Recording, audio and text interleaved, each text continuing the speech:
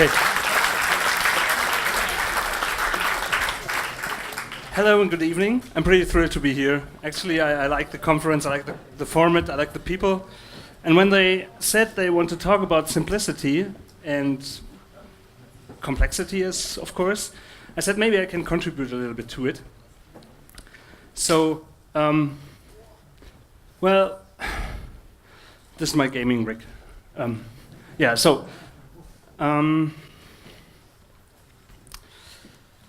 I'm Oliver. I'm 45 years old. I'm married. I have 2 kids, and boy, I can tell you something about complexity then. And this is not going to be a tech talk, so please don't expect me to dig into a 2 megabyte grunt file or something and then start simplification. I want you all to take a step back and take a look at complexity and simplicity from another perspective. So what is complexity actually? And why does it make us feel uneasy when we hear about complexity or when we see a very complex system? Well, of course, I looked it up in the web and I tried to find a definition for complexity. And actually, this is what I came up with. So complexity is the quality or state of not being simple. And this is not a joke, this is true. This is on the first page of, if you go to Google and Google up complexity, this is the first thing you will find there. Or one of the first things. So, of course, I always say it can't be true, so I looked up a little bit more about complexity and I read a lot about it when I prepared this talk. And so what I finally came up with is complexity is actually a metric for the amount of parts and components in a system and their dependencies and interactions.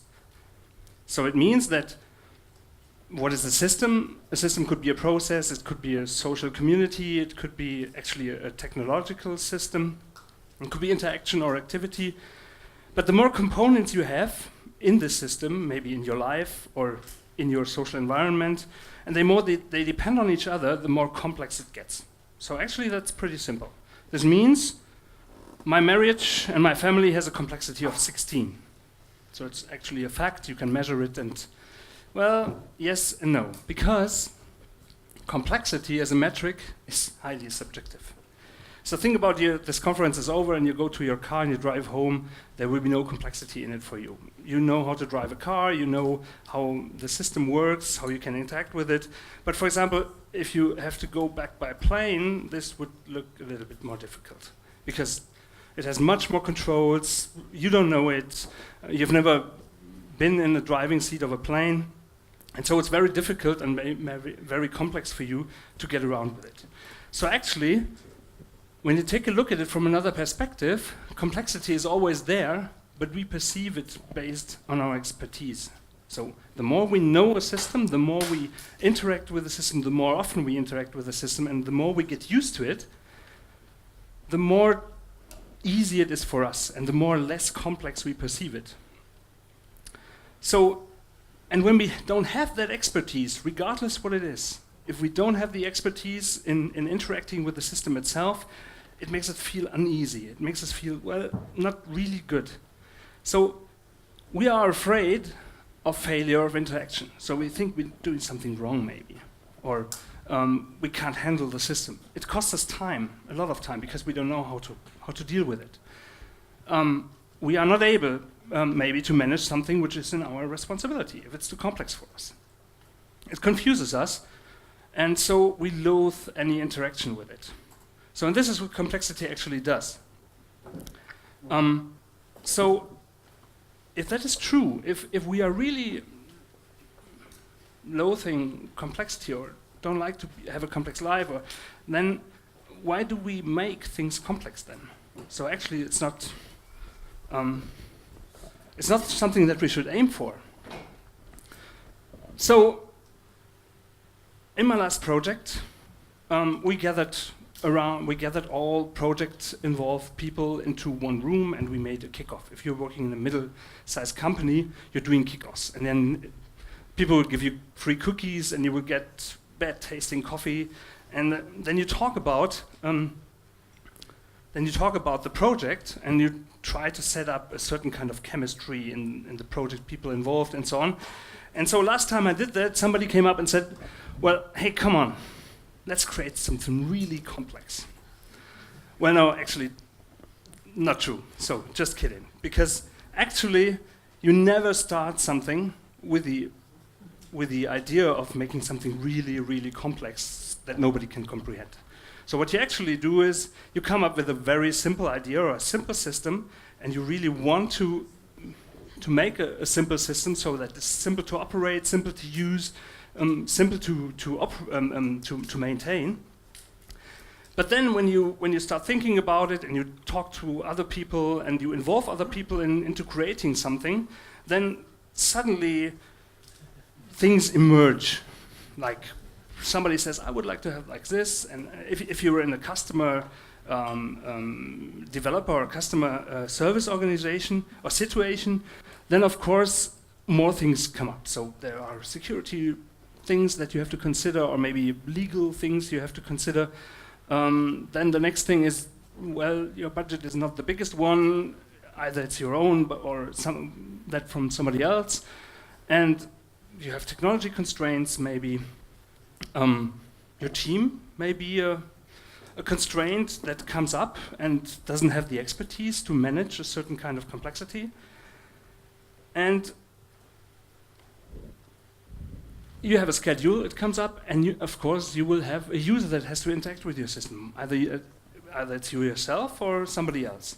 And when you see what has become of your idea, that once was so simple and beautiful, you will realize at the end that life is pretty complex. So, what do you hear when you know that the environment of your projects and the environment of everything you do is very, very complex? What can you do? What is your option? So, of course, very often you read it. It's now in all magazines. You can read it everywhere. Go simple. Less is more. Be simple. Live simple.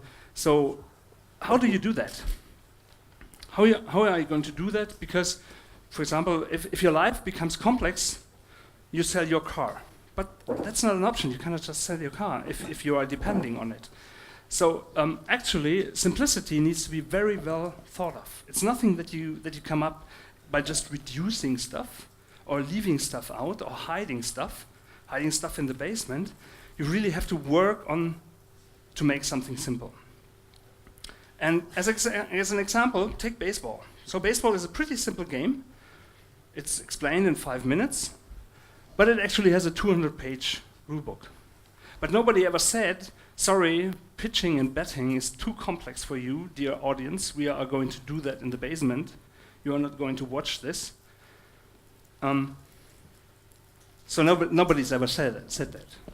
So then how do we make things simple then?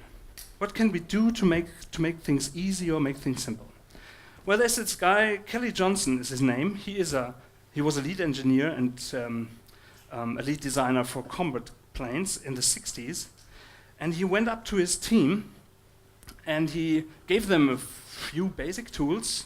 And he said, you are going to build a plane with these basic tools that can be repaired by an average engineer in the midst of field conditions, of war conditions. So that was their principle under which they built the plane. And we all know this abbreviation that came from it because he said, keep it simple and stupid when you do this. So actually, this is pretty simple to do it, because then the primary goal of your product, of what you create, is simple and is simplicity. And if you have somebody like Kelly in your team who is really striving for that goal and putting it up, then it's very easy for you to keep up with it. But actually, that is not how it works. If you're in contact with customers, if you're creating some work for somebody else, these guys, they have ideas in their mind what they want this product to be like. And it's very rarely, to my experience, it's very rarely simplicity. So we all love these features, and we love a lot of them. Mostly we do this until you have to use them yourself. So because, of course, if you want a robot that can clean up your house, you're pretty thrilled if it has all the features, but if you have to actually program it, it may be a little bit of a hassle. So most of the time, we cannot simply cut down the features that we are providing. We cannot just put the complexity out of it away. We cannot commit on KISS as our primary goal and keep it simple and stupid with our customer. So what should we do then? Well, there's this guy, this is Larry Tesler, and he said, next to all the extraordinary things that he did, he formulated the law of conservation of complexity. Because into all of this, what you cannot out-discuss or cannot put out of an existing system, there's a law of conservation of complexity, which he formulated. So it's a law, so bear with me. It has some words. So every application has an inherent amount of complexity that cannot be removed or hidden. Instead, it must be dealt with either in product development or in user interaction. So even if you want to make things simple from the start, and you really believe in, and you really are strict to your own principles, it can happen that the system you are creating is still complex. You cannot make flying simple in a plane. So what you can do is you can change or influence the outer hull of what you create in product development and in user interaction. So there's another law which influences the complexity of a system, or which can influence the complexity of a system. And it's also a computer scientist in the 60s who said that, and his name was Melvin Conway. And I really very, very often experienced exactly that, because he said the organizations that create systems, they are doomed to produce systems or system designs which are copies of their communication structures. So depending on how the communication in your team or teams run, they will create a system which is exactly the systematic copy of this communication. I've seen this many, many times in projects. So if you want to have an abstract interface between two teams, don't let them communicate.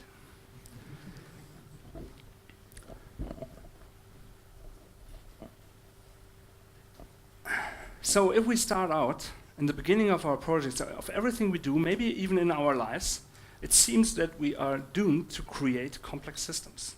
Regardless what we do, if the essence of what we are trying to do is complex, we are not able to change this in the first run. So, but maybe we can make them simple later on.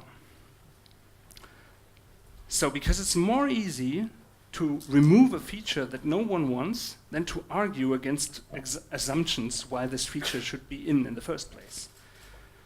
So, but to be able to do this, to be able to first raise a complex system, because we are unsure, we do not know the solution yet, we are taking some tryouts, or we're attempting to match the right requirements, and then later on catch up, learn about the system, learn about the essence of the system, and rebuild it into something very simple, or at least something very simple to use. So, but to do this, we have to create an environment that is able to foster this, that is able to accommodate for that.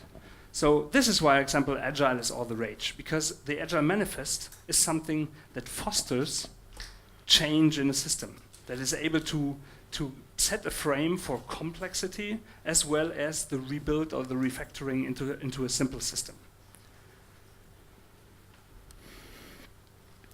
So here are very few rules that I recommend that you should take away from this. Please mistrust it if somebody says to you, okay, less is more, we are going to make it simple. Even KISS is a principle, it's a strong principle, I support it, I like it, and I use it in every of my projects, but it's not the purpose of doing something. So if somebody comes up and says, we're going to make just a very, very simple system, you should just have a little bit of distrust and first learn about the system that needs to be created, and make it more simple later on. So the first thing, which is maybe the most important thing for me, is that to make something simple, complexity is the driving force for it. So how often have you been in a situation where you said, well, actually this should be more simple? I don't like it. I spend too much time with my text something, so why isn't it more simple? So this is the point where where you have a reason and a driving force for making things more simple. And it's not only for you, but it's also for a team, for a project manager, even for a customer who learns that the complexity of the system is not handleable anymore, or is not controllable anymore, and he agrees to you in making things more simple. The next thing I would like to point out here is that a system's complexity only mirrors the real world. So if you try to make something very, very simple in a very, very complex environment, or mirroring a very, very complex system, then you're probably going to fail, or it's going to be very, very hard to do so. There are reasons why things are complex, and you can do it like this right away. Of course, if we come back to Mr. Tesla, we are able to change the hull and the outer environment of the project, of the system we create, but not the system itself. Next thing is, well, actually it's pretty obvious, never stop at the first solution. Very, very often you bring out a certain feature and you release it and put it out in the world, or you decide on a certain thing in your life, remove it, and then you stop because you say, okay, simplicity achieved, or feature achieved, or whatever. But this is not true. Actually, you need to stay on it, iterate on it, rework, refactor it, so that you are able, and making a habit out of this, so that you are able to improve and improve and improve until the system you create is really simple to use, even for customers, even for yourself, if it's your life, even for somebody who is interacting with your product. The next thing is set up and agree on principles as a manifest right away. This is also maybe a little bit obvious. Somebody who is working in agile environments, they always agree on the agile manifest in the beginning. But you have to do this for the team or for the people that are actually creating, because then you can judge your own decisions against that. So it just doesn't take a lot of principles. You just take 5 or 6 or 7. It can be security. It can be data protection. It could be a principle that you say, well, actually that's a principle for all of my work, or for everything we do when we're working in web development. But you should do it early on, commit on it, and then pick out the paper or pick out the list of principles every time you make a decision to reflect on if the decision is still contributing to what you're trying to do. The next thing is set up and foster your communication. And of course, everybody knows if you go into a project, you're planning some regular meetings, and you're planning alignment meetings and requirements meetings, and so on and so on. Very often, if you're in a company, meeting is all you do. But this is not communication. So a meeting does not necessarily mean that you are communicating. I'm talking about the communication between people. So where people exchange ideas, where people talk about stuff they are interested in. There's a company in Düsseldorf actually who did a neat trick. I know it's copied from a story from the 70s, but they have 2 coffee machines in their building, and it's a long building, long stretched, and they have 2 coffee machines. And they have the one coffee machine in the first floor in the right hand of the building, and the other coffee machine in the base floor on the left hand of the building. So every time, and there are 2 different coffee machines. This one is a really easy one, an automated one, and this one is a really handcrafted one where you can make your handcrafted coffee. So every time you want to grab a coffee, the coffee is free in this company, you have to move through the building, and you're going to meet a lot of people on that way. And this is what they do to foster communication. So to make it possible that people are interacting with each other. They raise the idea of standing at the coffee machine or standing on the floor and exchanging ideas. So it's not just set up meetings, but set up ways and possibilities to communicate within the team, with other people. So, and then there's another pro tip I would like to take to give you, which came especially out of my latest project that I did, or where I came across that this could really be a good way of handling complexity. You should cut your teams like you want your system to be designed. This goes out to Conway's law. So actually, if you're designing a very complex system and it has a lot of components, and these components interact to each other and build then a complex system together, then you should cut your teams in that way how you want the system to operate later on with all these components. So if you have several teams available for several components of the system, you are able to influence this just by putting these teams together that are responsible for one component. So I hope next time when you see a complex system, you can rejoice, because the first step of creating something beautiful and simple has already been done. Thank you.